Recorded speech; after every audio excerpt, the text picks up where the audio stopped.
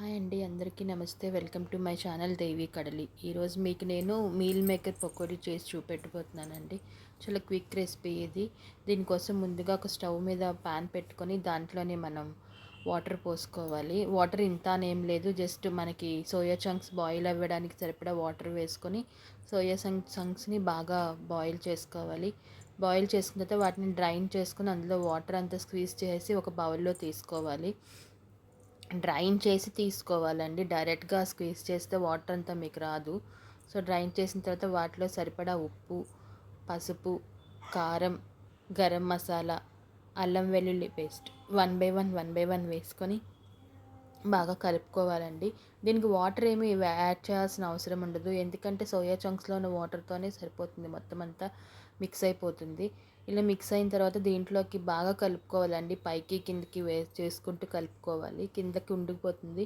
ఇప్పుడు దీంట్లో సరిపడా బియ్యం పిండి వేసుకోవాలి. 1.5 ఇప్పుడు నేను తీసుకున్న చంక్స్కి 1.5 టేబుల్ స్పూన్ బియ్యం పిండి, 1.5 టేబుల్ స్పూన్ శనగపిండి పడతాయన్నమాట. మీరు శనగపిండి ప్లేస్లో కావాలంటే మీరు కార్న్ఫ్లోర్ కూడా వాడుకోవచ్చు. బట్ కార్న్ఫ్లోర్ ఏంటంటే గట్టిగా వచ్చేస్తుంది, అందువల్ల నేను కార్న్ఫ్లోర్ వాడలేదు. ఓన్లీ శనగపిండి బియ్యం పిండితోనే. ఇదిగోండి ఇలా పకోడీలా కలుపుకోవాలి. ఇలా పకోడీలో కలుపుకున్న తర్వాత మనం స్టవ్ మీద బాండి పెట్టుకొని అందులో ఆయిల్ వేసుకోవాలి. ఆయిల్ హీట్ ఎక్కిన తర్వాత వాటిని మనం పకోడీల్లో వేసుకోవడమే అనమాట. చాలా బాగుంటాయండి, చాలా ఈజీగా అయిపోతుంది ఈ రెసిపీ మీకు.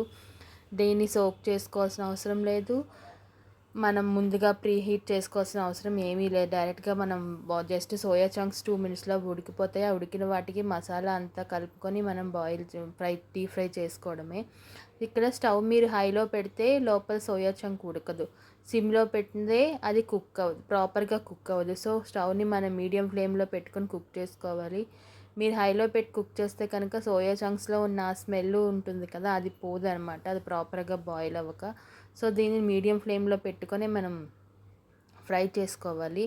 ఫ్రై అవ్వడానికి మీకు బాగా డార్క్ బ్రౌన్ కలర్లోకి రావాలండి. అలా రావడానికి మీకు 5 to 10 మినిట్స్ పడుతుంది అనమాట. మీకు చాలా ఈజీగానే అయిపోతుందండి. ఇలాగ మీరు ఎన్ని బ్యాచెస్ కొంటే అన్ని బ్యాచెస్ వేసుకొని కుక్ చేసుకోవచ్చు. చాలా బాగుంటుందండి ఇది రెసిపీ. ఈవినింగ్ టైంలో చాలా బాగుంటుంది ఇది మీకు. ఇలా కుక్ చేసుకున్న తర్వాత అన్నిటిని ఒక ప్లేట్లోకి తీసుకొని సర్వ్ చేసుకోవడమే. ఇంతేనండి నా రెసిపీ. నా వీడియో నచ్చితే కనుక లైక్ చేయండి, షేర్ చేయండి, సబ్స్క్రైబ్ చేసుకోవడం మర్చిపోద్దండి. మరొక మంచి వీడియోతో మళ్ళీ కలుస్తాను. సబ్స్క్రైబ్ చేసుకోవడం మర్చిపోద్దండి. థ్యాంక్ యూ అండి, థ్యాంక్ యూ సో మచ్.